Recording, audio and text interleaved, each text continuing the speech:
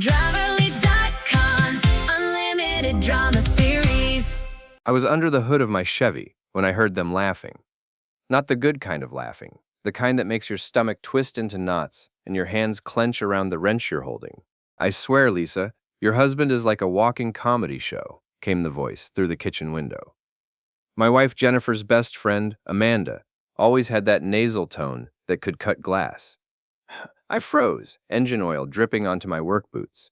"Tell me about it," Jennifer replied, and I could hear the eye roll in her voice. "Last night he tried to be romantic. Candles, wine, the whole pathetic routine. I had to fake a headache just to get out of it." More laughter. 3 voices now. Amanda, Jennifer, and someone else I couldn't identify. "At least he tries," the third voice said. "My ex never even bothered." "Oh, trust me, the trying makes it worse," Jennifer continued. "He thinks he's this tough guy because he used to box in college. Now look at him, crawling around under cars like some grease monkey. I make twice what he does at the PR firm, and he still acts like he's the man of the house." I set the wrench down carefully, wiping my hands on my jeans. 23 years old when we met, 38 now.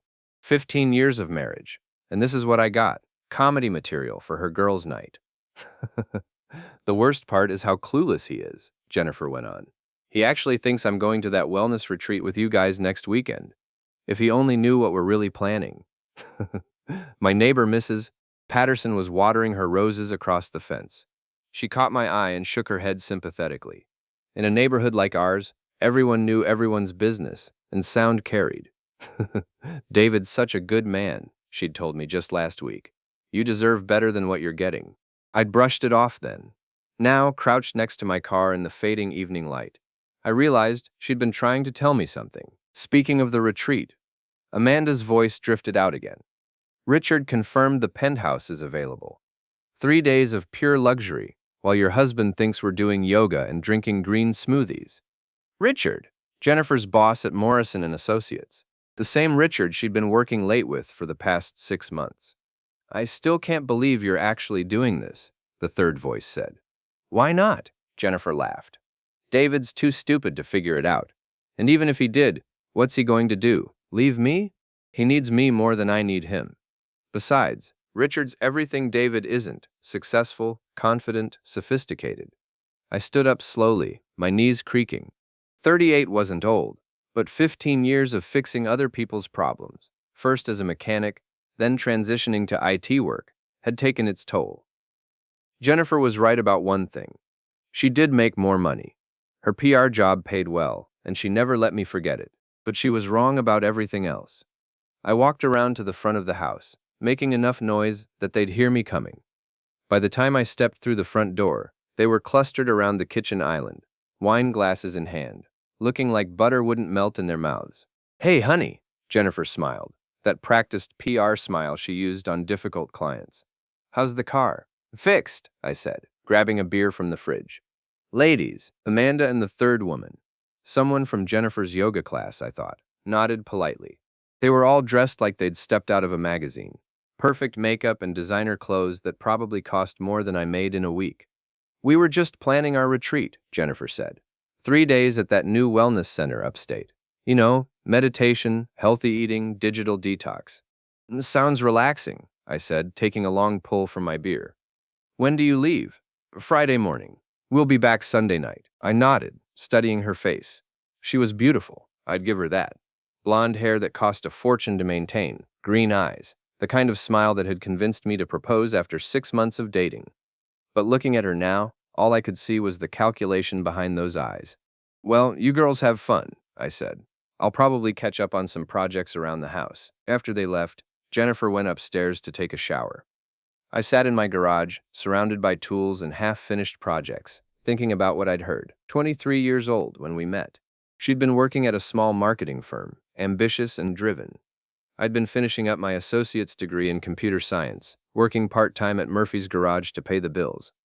She'd seemed impressed by my plans, my work ethic, my dreams of starting my own IT consulting business. Those dreams had gotten sidelined when her career took off.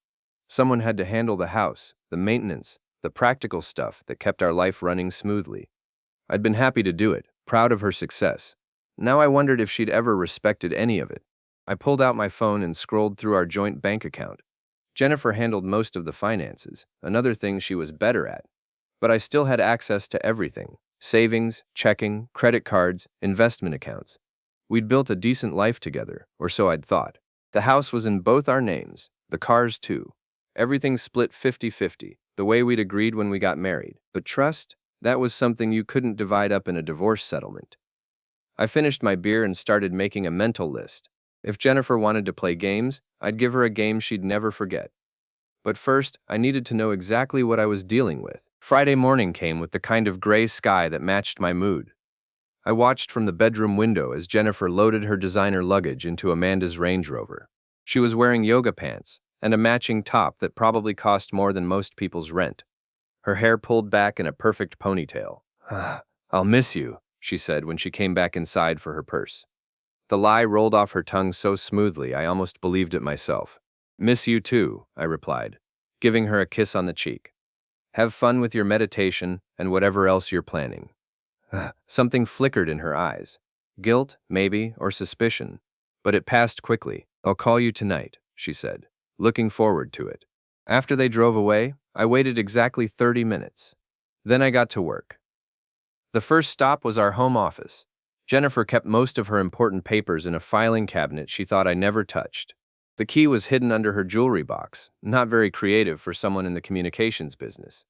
Inside, I found copies of our bank statements, insurance policies, and investment records. Everything looked normal until I got to the credit card statements. Jennifer had been using our joint card for expenses I didn't recognize. Expensive restaurants I'd never been to, hotel charges, shopping sprees that coincided with her late nights at the office. But the real revelation was in her personal laptop. Jennifer had always been careless with passwords, using variations of our anniversary date for everything. It took me 3 tries to get into her email. What I found there made my hands shake. Months of correspondence with Richard Morrison, her boss. It had started professionally enough: project updates, client discussions, scheduling meetings. But by February, the tone had changed completely. "Can't stop thinking about yesterday," read one email from Richard. "When can we do it again?" Jennifer's response: "David's working late Tuesday. Come over around 8. Tuesday! The same Tuesday she'd told me she was having dinner with her sister. I scrolled through weeks of messages, each one a small knife twist. They weren't just having an affair. They were laughing about it. About me. "He actually bought me flowers yesterday," Jennifer had written. "Felt so guilty I almost confessed everything." Almost. Richard's reply: "Don't feel guilty. You deserve someone who appreciates what you bring to the table. Speaking of which, I made reservations at that place you wanted to try. Tell him you're working late again." The wellness retreat was a complete fabrication. They were spending the weekend at Richard's lake house, 3 hours upstate. Amanda was covering for them, probably getting paid for her trouble. But the worst part was a group chat I found on Jennifer's phone. She'd left it charging in the kitchen while she showered. The chat included Amanda, Jennifer, and 2 other women from her social circle. The conversation history made me physically ill. "David tried to be romantic again last night," Jennifer had written just 2 days ago. "I swear, it's like being married to a golden retriever. All enthusiasm, no skill." The responses were a chorus of laughing emojis and increasingly cruel comments about my appearance, my job, my pathetic attempts at maintaining our relationship. Amanda had chimed in: "At least he tries. Remember when he surprised you for your birthday? The look on your face was priceless." "I wanted to crawl under the table," Jennifer replied. "He'd planned this whole elaborate thing, and all I could think about was how Richard would have done it better." I set the phone down and walked outside, needing air. Mrs. Patterson was in her garden again, and she took one look at my face and frowned. "You okay, David?" "Getting there," I said. She nodded knowingly. Sometimes the hardest part is admitting what you already know. I spent the rest of the day planning. By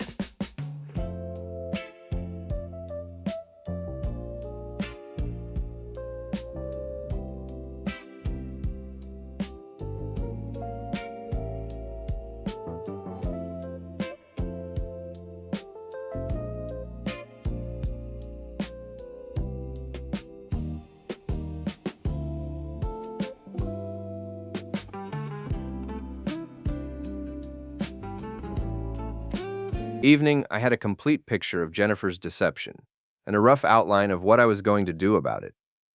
The phone call came at 8:30, right on schedule. "Hi, honey." Jennifer's voice was bright and cheerful. "How was your day?" "Productive," I said. "How's the retreat?" "Oh, very centering. We did this amazing meditation session this morning, and the food is incredible. All organic, locally sourced." In the background, I could hear what sounded like a restaurant. Clinking glasses, conversation. Definitely not a wellness center. "That's great," I said. "I'm proud of you for taking time for yourself." "Thanks, sweetie. You're the best." After she hung up, I sat in our empty house and smiled for the first time in months. Jennifer thought she was playing me, but she had no idea what she'd started. I'd spent 15 years being the reliable one, the steady one, the one who kept everything running smoothly while she chased her ambitions. I'd been happy to do it because I thought we were building something together. Now I realized I'd just been building her a platform to stand on while she looked down at me. But here's the thing about being underestimated. It gives you a tremendous advantage. Jennifer saw me as a simple, predictable man who would never rock the boat. She'd forgotten that before I became the reliable husband, I'd been someone else entirely. Time to remind her. Saturday morning, I was up before dawn. Jennifer's call the night before had been brief. More meditation and digital detox nonsense, but I'd heard Richard's voice in the background, asking about wine preferences. I made coffee and sat at the kitchen table with my laptop, surrounded by papers and printouts. Everything I needed was right there. Account numbers, passwords, legal documents, and a detailed timeline of Jennifer's lies. The beauty of being married to someone for 15 years is that you know all their habits. Jennifer was organized but predictable. She used the same passwords, shopped at the same stores, followed the same routines. She'd built her deception on the assumption that I was too trusting or too stupid to notice. She was wrong on both counts. My first stop was our bank's website. Jennifer might handle most of our finances, but both our names were on every account. I transferred half of our savings, my legal half, into a new account I'd opened Friday afternoon. Then I did the same with our checking account and our investment portfolio. Next, I called our credit card companies. "I need to report suspicious activity," I told each customer service representative. "My wife's card may have been compromised." It wasn't technically a lie. I was suspicious of her activity. They froze the cards immediately, promising new ones within 3 business days. By 10 a.m., Jennifer's financial foundation was shaking, and she didn't even know it yet. The house was next. I'd spent the morning packing everything that mattered to me: my tools, my computer equipment, important documents, and a few sentimental items. Everything fit in my truck, with room to spare. Funny how little space a man's life actually takes up when you strip away all the shared stuff. I wasn't leaving, not yet, but I was preparing. The phone rang at 11:30, Jennifer's number. "David?" Her voice was strained, panicked. "There's something wrong with my credit card. It got declined at brunch." "Ah, weird," I said, injecting concern into my voice. "Did you call the bank?" "They said there was suspicious activity and froze the account. They're sending new cards, but it'll take days. Can you transfer some money to my personal checking?" Jennifer's personal checking account had exactly $47 in it. She'd been using our joint accounts for everything, including funding her affair. "Of course," I said. "How much do you need?" "Maybe 1,000? We wanted to do some shopping this afternoon, and Amanda's already covered lunch." "No problem. I'll take care of it right now." I transferred exactly $100. "All set," I told her when I called back. "Should show up in an hour or two." "Thanks, honey. You're a lifesaver." The irony wasn't lost on me. I spent the afternoon at Murphy's garage, where I'd worked part-time in college. Old Murphy was still there, grayer and crankier but sharp as ever. "Heard you've been having some troubles," he said without preamble. Murphy had never been one for small talk. "Word travels fast. Your neighbor Mrs. Patterson shops at the same grocery store as my wife. Says your Jennifer's been stepping out." I nodded. "Seems that way." Murphy grunted, wiping his hands on a rag. I offered you a partnership here 5 years ago. You turned me down because your wife thought it wasn't professional enough." "I remember. Offer still open. Business is good, and I could use someone with your skills, both mechanical and computer." I looked around the garage, the organized chaos of tools and parts, the honest smell of motor oil and hard work. It felt more like home than my actual house had in years. Let me think about it, I said. Don't think too long. Life's short, and you've wasted enough time already. My phone buzzed with a text from Jennifer. Something's wrong with the transfer. Only showing $100. Can you check? I typed back. Bank says that's what I sent. Maybe there's a delay with the rest? 3 dots appeared. Disappeared. Appeared again. Finally. This isn't enough for what we need. Sorry, that's all I can spare right now. Unexpected car repair this morning. The response came immediately. What car repair? You didn't mention any car repair. I smiled. Jennifer was starting to realize that maybe she didn't know everything about what I was doing. The Honda's been making noise. Took it to Murphy's. Should have mentioned it. Well, Madge. 900. But it's fixed now. There was no response for 20 minutes.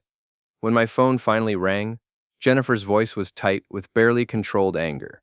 David, I need you to be straight with me. What's going on? What do you mean? The credit cards, the bank transfer, now this car repair.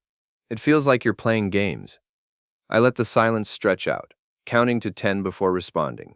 Jennifer, I'm sitting in our house, alone, on a Saturday night. Her name is saved as electrician. You've been calling the electrician at midnight for 4 months. How stupid do you think I am? Watch more on Grammarly.com. While you're off finding yourself at some wellness retreat.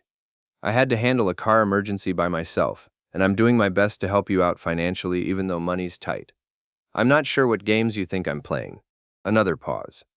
When she spoke again, her voice was softer, more calculated. You're right. I'm sorry. This whole digital detox thing has me on edge, and when the cards got declined, I panicked. I know you're doing your best. I always do. I love you, David. The words hung in the air like smoke. 3 days ago, they might have meant something. Now they just sounded like another lie in a long series of lies. Love you too, I said. Enjoy the rest of your retreat. After she hung up, I opened a beer and sat on our back porch, looking out at the yard I'd spent countless weekends maintaining. The garden Jennifer had wanted but never helped with. The deck I'd built with my own hands. The fence I'd painted every 3 years like clockwork. All of it suddenly felt like evidence of a life I'd been living alone, even when I thought I was sharing it. My phone buzzed with a text from an unknown number. This is Richard Morrison. We need to talk. I stared at the message for a long moment, then deleted it without responding.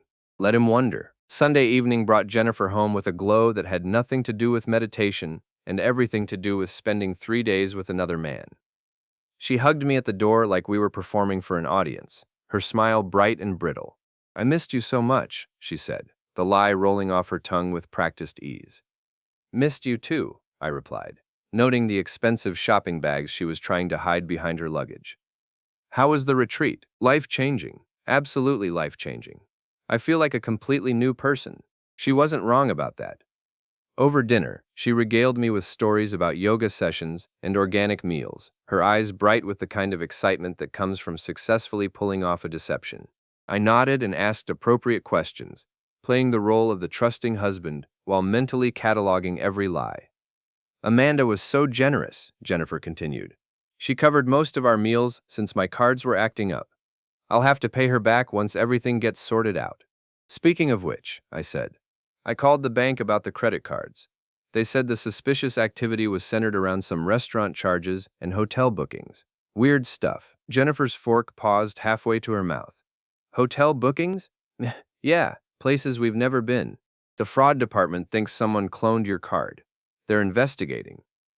It wasn't true, but Jennifer didn't know that. I watched her process this information, saw the moment she realized that her paper trail with Richard might be scrutinized. I'm sure it's nothing, she said finally. These things happen. Absolutely. Though they did mention they might need to review all the charges from the past few months, just to establish a pattern. The color drained from her face. All of them? That's what they said.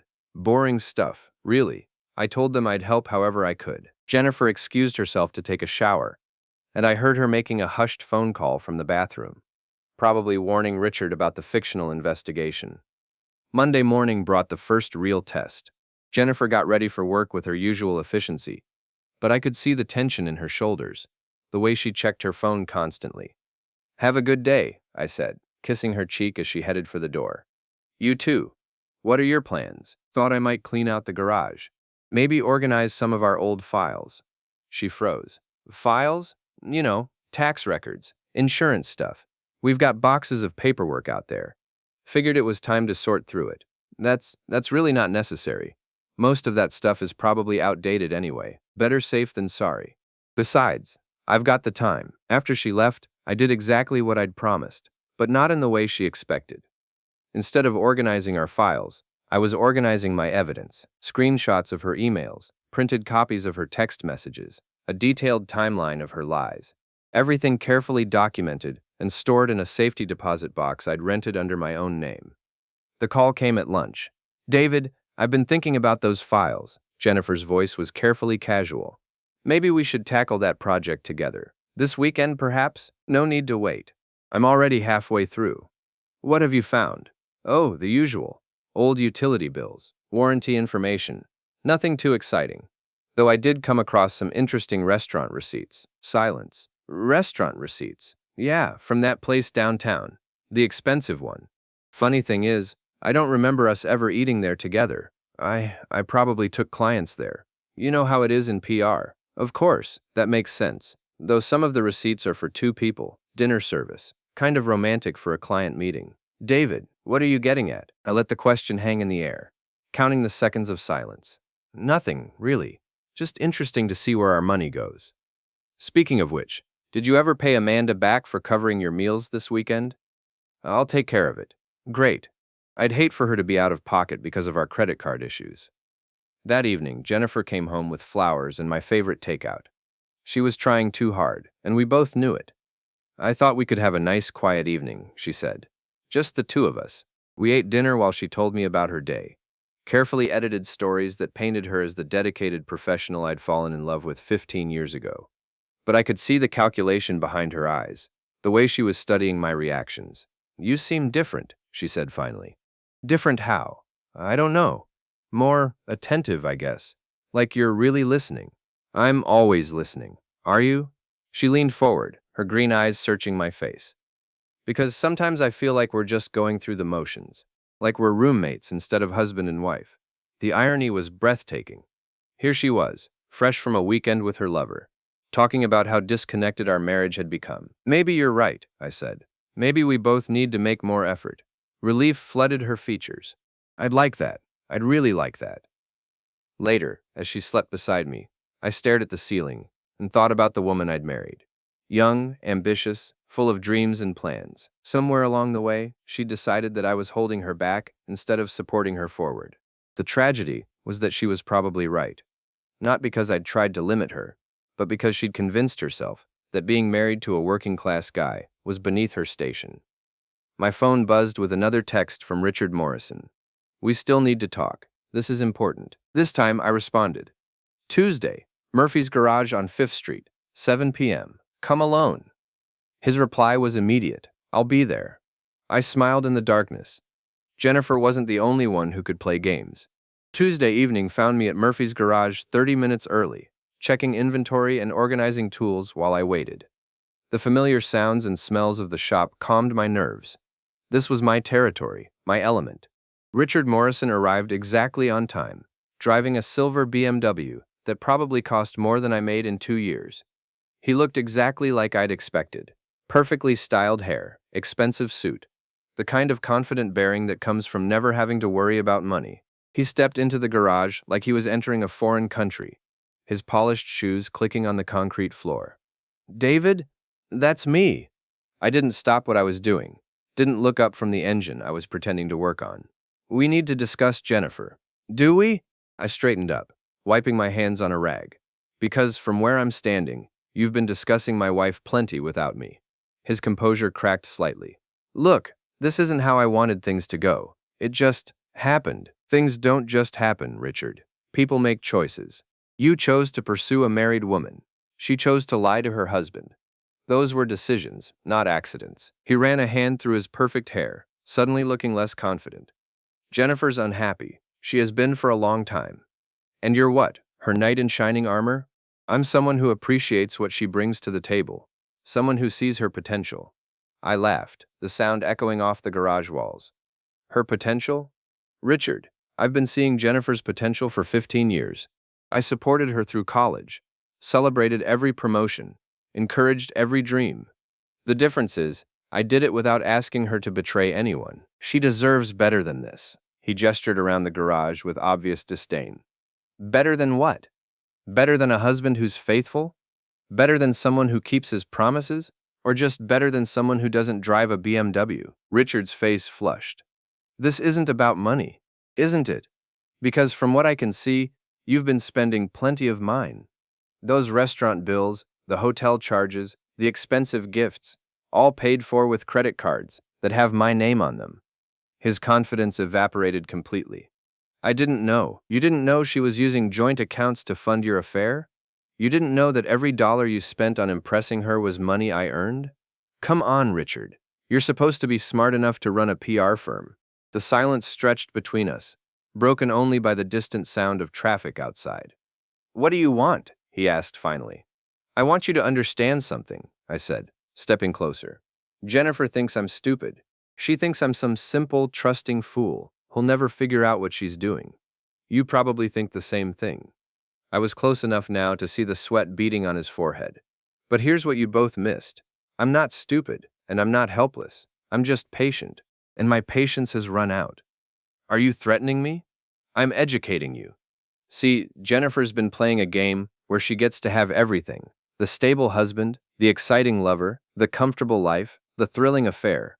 But games have rules, and she just broke the most important one. Which is, don't underestimate your opponent. Richard took a step back, bumping into a tool cart. Look, if it's money you want. I don't want your money, Richard. I want you to disappear. I can't do that. I love her. The words hung in the air like a challenge. I studied his face, looking for signs of sincerity, and found something that surprised me. He might actually believe what he was saying. You love her, I repeated. Enough to destroy her marriage? Enough to help her lie to someone who's never done anything but support her? Enough to give her the life she deserves. And what life is that? The one where she becomes the other woman in your life? Because let's be honest, Richard, you're not going to leave your wife for Jennifer. Men like you never do. His face went white. How do you know about your wife, your kids, your reputation in the community? I smiled. I told you, I'm patient and thorough. I pulled out my phone and showed him a photo I'd taken from his company's website. Richard at a charity event with his wife and 2 teenage children, all of them smiling for the camera. Does Jennifer know about them? About the family you forgot to mention during all those romantic dinners? Richard's mouth opened and closed like a fish out of water. I thought not, I continued. So here's how this is going to work. You're going to end things with Jennifer. Cleanly, quietly, professionally. You're going to tell her it was a mistake, that you can't continue, whatever story you need to tell, but it's over. And if I don't, then I make some phone calls. Your wife, your business partners, your clients. I share some very interesting photographs and documentation. I let everyone know exactly what kind of man Richard Morrison really is. The threat hit home.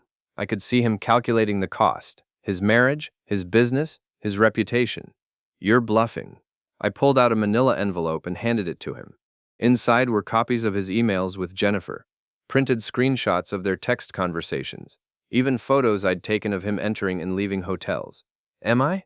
Richard flipped through the documents, his face growing paler with each page. This is blackmail. This is consequences, I corrected. You made choices, Richard. Now you get to live with them. He closed the envelope with shaking hands. What about Jennifer? Jennifer's my problem, not yours. Your only concern is staying away from her. She won't understand. She'll think exactly what you tell her to think. You're in PR, Richard. I'm sure you'll figure out how to spin it. I walked back to the engine I'd been working on, dismissing him with my body language. This isn't over, he said from the doorway. I looked up one last time. Yes, it is. You just don't know it yet. After he left, I sat in the quiet garage and thought about what I'd just done. For 15 years, I'd been the reasonable one, the compromising one, the one who avoided confrontation. But reasonable men finish last, and I was tired of losing. My phone buzzed with a text from Jennifer. Working late tonight. Don't wait up. I typed back. No problem. Productive evening here too. More productive than she could possibly imagine. The change in Jennifer was immediate and obvious. Wednesday morning, she was distracted, checking her phone constantly and jumping every time it rang.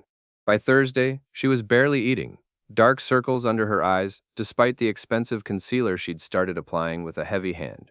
Everything okay? I asked over breakfast, playing the concerned husband perfectly. Fine, just work stress. Big client presentation coming up. Anything I can help with? She looked at me sharply, as if searching for hidden meaning in the offer. No, it's complicated PR stuff. You wouldn't understand. The casual dismissal would have stung a week ago. Now it just confirmed what I already knew about how she saw me. That evening, Jennifer's phone rang during dinner. She glanced at the screen, and I caught a flash of Richard's name before she declined the call. Not important, she said, but her hands were shaking. The phone rang again immediately. This time she turned it off completely. Persistent telemarketers, she explained with a forced laugh. Friday brought the explosion I'd been waiting for. Jennifer came home from work, looking like she'd been hit by a truck, her perfect composure finally cracking. I need a drink, she announced, heading straight for the wine cabinet. Rough day? She poured herself a generous glass of red wine and drank half of it in one gulp. You could say that. Want to talk about it? Richard Morrison is a lying, manipulative snake, she said, the words tumbling out in a rush of anger and hurt. I raised an eyebrow. Your boss? We had a disagreement about a project. Turns out he's not the man I thought he was. The understatement of the century, but I played along. I'm sorry to hear that. What happened? Jennifer finished her wine and poured another glass. He led me to believe we were working towards something together. A partnership, you know. Then today he basically told me it was all in my head. That's terrible. You must feel betrayed. She looked at me with surprise, as if she'd forgotten I was capable of empathy. I do. I feel like such an idiot. You're not an idiot, Jennifer. You trusted someone who didn't deserve it. That's not a character flaw. It's human nature. The irony of comforting my wife over